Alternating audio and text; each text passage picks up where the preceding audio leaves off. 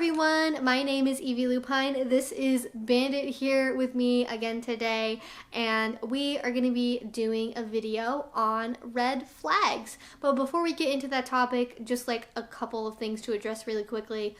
Yes, we are in a new filming space. Yes, I have a new pupper here. She's Bandit. She's a 7-year-old Pomeranian. She is still getting used to the place and is mostly going to be sticking around me. So just a heads up in case you see or hear any doggy related things while this video is going on. But back to the subject, which is red flags. So for those of you who have been on my channel for a while, you know that 2 or 3 years ago I did a video talking about red flags. For me, it's one of the more important videos on my channel for people who are entering into BDSM relationships for the first time. It covers things that I think now are relatively basic and common sense, even for vanilla relationships. So things like people who try to take control of your finances right away, people who try to separate you from your friends and family, people who try to shame you for using your safe words or speaking up for yourself. All of that sort of stuff. And while I do agree, once again, that those things are really important, as we are having more conversations in our community about safety and risk and consent issues and leadership and on all of the sorts of different stuff, I realized that we may not be giving people a complete story of what they should be looking out for, because problematic or toxic behavior isn't always as obvious as somebody saying, hey, give me your bank account information. And especially because it is not just about, random people who message you on FetLife or people that you meet at a munch. It's also the people who are running events, the people who are leaders in our community. And we need to also be able to think about them in a complex way and really take a look at their actions as well, particularly if they are also approaching you for play or a relationship too, but just also in general, just things to be aware of about somebody's behavior if they do decide that they want a community leadership position. Now I realize as well that my audience has definitely grown over the last couple years, so I realize that not all of you have seen that original red flags video. If you haven't yet, I do recommend you check it out. Link to it will be down in the description box below, but just for the sake of always making sure that we're starting out from the same place, I do want to give a brief definition of what I mean by red flags. This isn't something that has like a set definition, but the way that I think about it is it's a warning sign that somebody or something might be a dangerous situation. It doesn't necessarily mean stop communicating with this person, run away right now, no future contact, anything like that. It should be a gut check for you. It should be something that you take a pause, you think about, you reflect on, and take an opportunity to really establish, is this a one-time thing? Was this a mistake? Is this a repeat pattern of behavior? Do they have a reputation for doing this particular thing? Have you heard anything about this before in the past? And is it something that you're comfortable with or not? Is it something that is totally outside of your risk profile altogether and you're like, nope, I don't even like the very thought of this even being a possibility, so I'm gonna go ahead and not continue this conversation?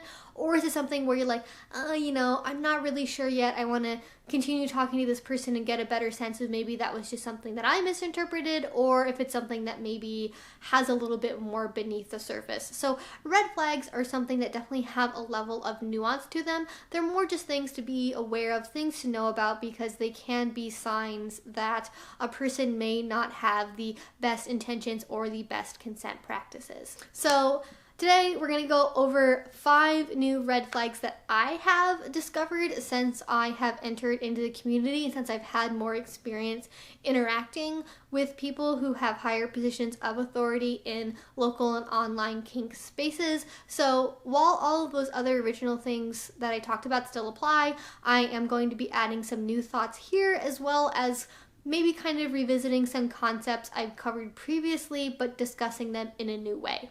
So the first one that I want to talk about is too much charisma. This is a really, really big one for me, and the reason for this is charisma is kind of a complicated thing.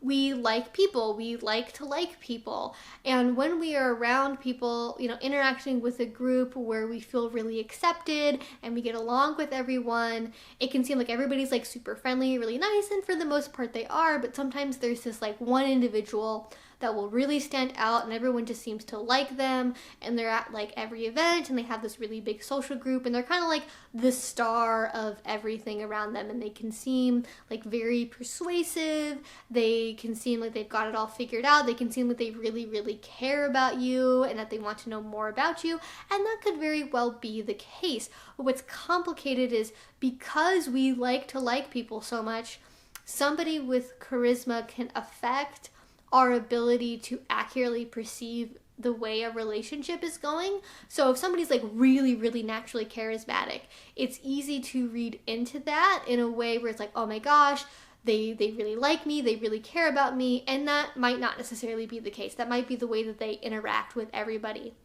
And with people who are naturally very charismatic, there doesn't tend to be a lot of maliciousness in it. It's just the way that they naturally rolled high on that scale. And even in that way, it can be a little bit dangerous because with very charismatic people, we can be concerned about impressing them, not hurting their feelings, all of that kind of stuff. It just makes us like more prone to maybe changing our own risk profile than we might be aware of. And so for people who are just naturally charismatic, I would keep that in mind. Kind of just double check, am I doing this because I really want to do it, or because I want to impress this person or make them like me? Kind of just investigate a little bit what your motivations are. Now, of course, there is a darker side to charisma. There is like a sort of fake, beautiful smile, snake charmer kind of charisma where it's not a natural thing that's part of that person's personality, but is something they've purposely cultivated. They're doing it on purpose so people will like them, so they can manipulate people more easily, and so they can cover up their tracks.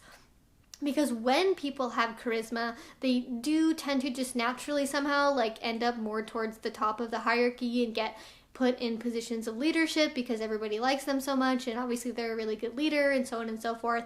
And somebody who's manipulating their charm in order to have a projected charisma, they will rise to the top, they will be very influential in the community, and what will end up happening is because they're so charismatic, when somebody does speak out against them, they don't even have to say anything about it. People around them will just silence other people because, they're always so nice to me. I don't see how they could really do anything this bad. Or this person's just jealous because, they don't get enough attention from this person. Or just a million other excuses. It's a lot of not very great behavior. And that's just something to be aware of with charisma. I guess just to end this first point here, I want to emphasize that like somebody being naturally charismatic isn't necessarily a bad thing. It's just something you need to check in on a little bit more, really make sure you're staying in touch with what your own desires are, especially as a new person, rather than doing things merely to impress someone because they're so likable. And also just to be aware that not everybody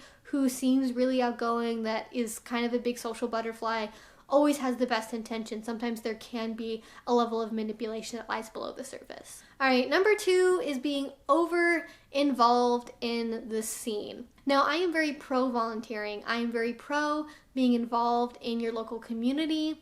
I am very pro getting out there. It's a great way to meet people. It's a great way to make friends. It's a great way to give back. And so in and of itself, it's not a bad thing. But what ends up happening is sometimes you will get a person who's a little too involved. They're the person who owns the local dungeon, and they run all of the munches, and they have all of the after parties, and they have all of the social events, and the pre-parties, and the barbecues, and the camping trips, and they organize everything. They are in charge of everything. And that could either mean that they have a passion for organization, and they love giving back to the community, and they have the resources to do it, or they're someone who is naturally drawn to power and wants to have complete control over the situation. Unfortunately, there are people that want to have power for less than good reasons. They like being able to kind of control the narrative over who they are as a person. And this happens for a couple of reasons. One, if they run everything in the community, it's really fucking easy to silence people who don't like you. Because if you run the community, you can ban people, you can delete their posts, you can convince people to be like, oh, they're crazy, they're jealous, they're, whatever. Just, you can dismiss them because you've developed the social capital, the reputation, simply because you run everything, that you must be a good person. On the other side of the coin here, you also have people who organize and run a lot of events because they use it as hunting grounds for new people, which is another point we're going to get into in a moment, where they basically like organizing a lot of things because it creates a system where they get to completely control who's involved in the scene. They get like the first crack at all of the new people that are around them, and they get to really influence what the local community thinks of BDSM.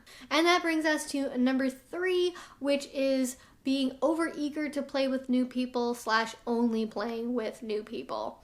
And if you are getting involved in the scene, unless you are going in with a partner that also doesn't have any experience at all, chances are when you are a new person, your first couple of experiences are going to be with people who know more about kink than you do, which is sort of like an inevitable fact of it. And honestly, my personal opinion, I do think it's a little bit better if somebody with a lower level of experience learns from somebody with more experience, so long as that is done in an ethical way.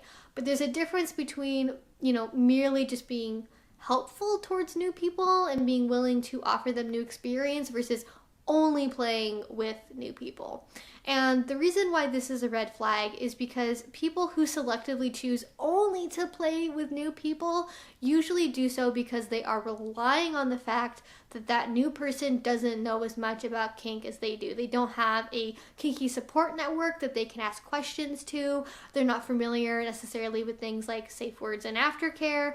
And while you can have somebody that particularly enjoys helping new people in the scene and that's the thing that they do, there are some things to watch out for. Like if somebody is just like rushing into a scene with a new person the second that they say like, this is my first night at a dungeon, or they don't have negotiation practices at all, or they don't have a very robust negotiation practice, they're not talking to the new person about what the risks of the play they're doing is or are, and just are they actually disclosing things that a new person would really need to know, or are they just rushing into things and hoping they're not going to get called out for it because new people don't necessarily always know better. That is the thing that I would most certainly watch out for, because what I have observed is when ethical people that I know play with new people, they do so in a very controlled way. They have a lot of conversations beforehand of what the play is going to look like. They give tasters or demonstrations of what the play is going to be so the person knows what to expect. They always make sure that the person knows the basics of things like how to use safe words or what aftercare is.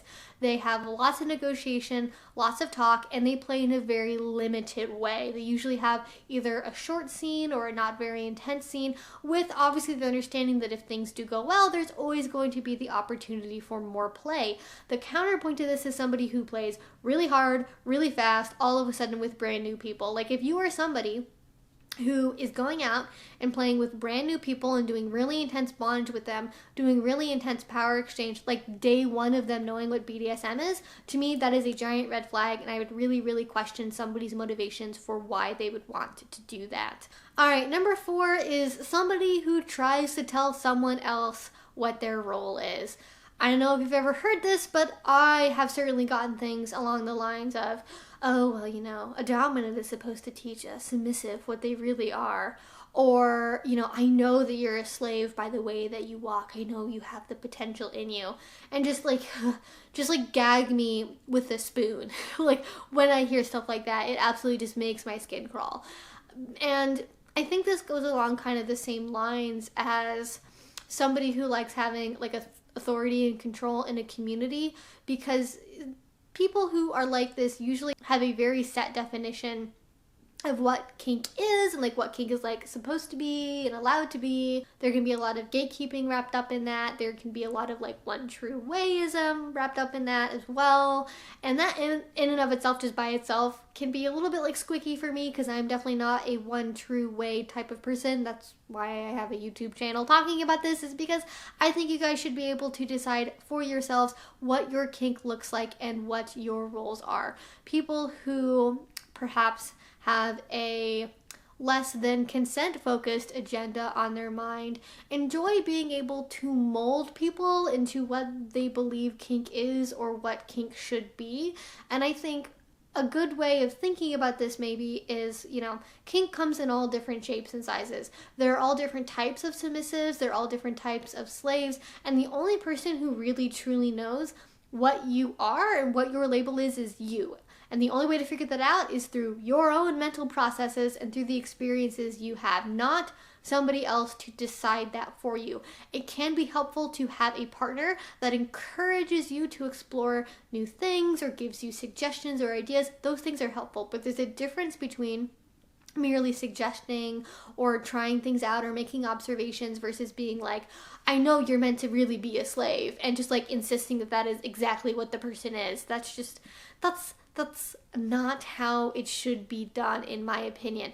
And when it comes to actually like figuring out what your role is and what your title is and what you are meant to be, having somebody who's willing to help you explore can be a healthy thing. And I think it's important to think about healthy exploration being assisted by a more experienced person versus somebody who has a very specific idea that they want to like indoctrinate people with. So be careful if you are new, if you get involved with the community, if you have somebody who's older or more experienced or somebody who just seems to have authority approaches you and is like, hey, I really think I know I saw you from across the room and you just seem like you'd be such an adorable little, like if that doesn't speak to you, you don't have to listen to that person. Like, speak up for yourself, speak up for what you feel comfortable with, and don't bend yourself into a pretzel trying to be something you're not because somebody with like more experience in the BDSM community is, I guess, now a mind reader and knows intrinsically what all people are at all times, which seems kind of weird. Also funny that they only ever really seem to do this with submissives and not so much with dominants. Might be a little bit of a hint there. Alright, number 5, we have gatekeeping and posturing. This definitely goes along with number 4. A lot of times there is overlap between these two. Like if somebody is very much in the like, I know you're really meant to be a slave / oh my gosh, you'd be such a cute little like type of camp, they also tend to be the people that are the most prone to gatekeeping and posturing. Basically, beware the one true way.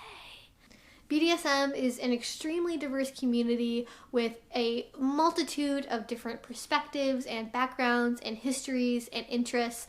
And if somebody is coming up to you or is saying things on FetLife or DMing you or whatever and is saying that like they have the real knowledge from like the real BDSM masters and they were trained at a real dungeon, like what does real mean?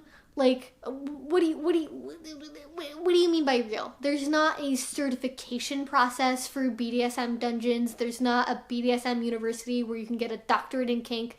If there was, I would know about it and I would have that degree. But we don't live in that world, so we don't. There's no one true way. There's no one way of thinking about BDSM. And I am always really cautious of people who try to project this like, oh, well, you know, I was raised by real other people in this one, like, old community with all of the, like, old guard rules and traditions. Because, at least from all the other people I've spoken to,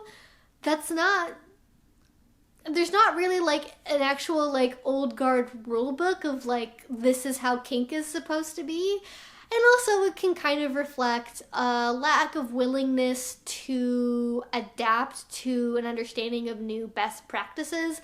Like if they're like, oh, I know real BDSM, and real BDSM is referring to like practices that we did in like 1979, they're not necessarily going to be up to date on like mitigating STI transfer risk, or how to properly clean certain toys, or whatever else that may have changed in the last like 30 or 40 years or however long it's been. So I'm always really cautious about that as well. Gatekeeping in general is just not a good thing, and oftentimes people use this appeal to authority, I know what the real BDSM is sort of thing, so they can seem like they have experience in the scene, to seem like they have authority, to seem like you should trust them. It's basically like a shortcut into being like, oh, you should just believe me because obviously I know what the real deal is.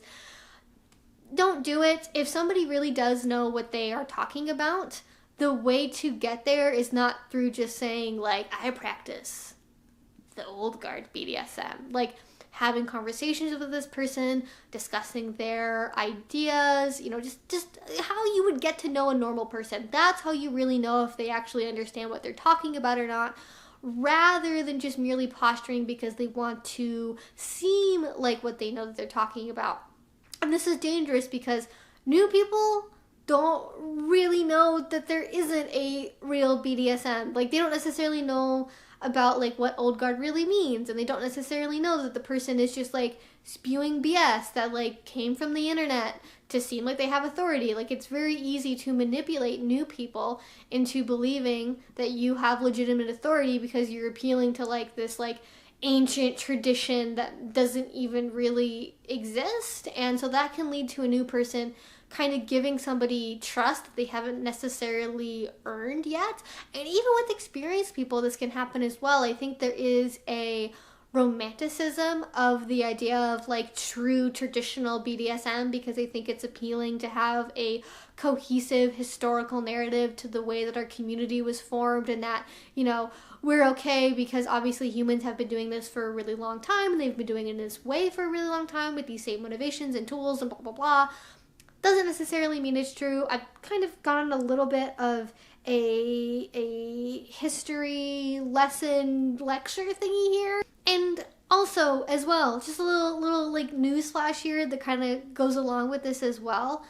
Just because somebody says that they have 20 years of experience in the scene, or they say that they know what they're talking about, or they're older than you, like if they're 50 or 60 and they're in the BDSM community, that must surely mean that they have more experience and they know what they're talking about. That might not actually be true. A lot of people don't discover BDSM until they are much older, either because of financial reasons or children or life stuff in general, or just a late sexual awakening. And so that means a lot of people who are in their 50s even may not have or have a similar level of experience to somebody who's been in the BDSM community since they were 18, but now they're only 28. So that's important to keep in mind.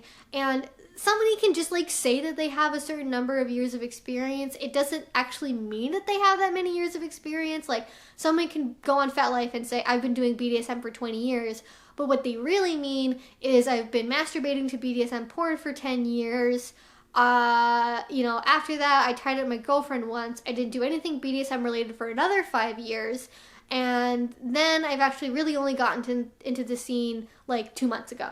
Like, people like feeling like they have a lot of authority and a lot of experience. And so they will certainly like add up experiences and kind of make things like stretch out for longer than they really have. And even young people can do this as well. This is not like 50-year-olds are lying to say they have more experience in BDSM, because it's not. Like, I know people who like are 25 and they say that they have 10 years of experience in the community, and it's like, how does that work out? So you were doing kink when you were 15 and okay, all right, that gives me information about how that person thinks about that subject, so just things like that, things to keep in mind. Anyways, I think I have rambled on here for far too long. Hopefully you found this video interesting and helpful. And let me know as well, are there any red flags that I didn't mention in today's video that you think are important for somebody new to BDSM to know about? Do you have any stories that you'd like to share? You can put that again all down in the comment section below. If you really like this video, if you want to see more from me,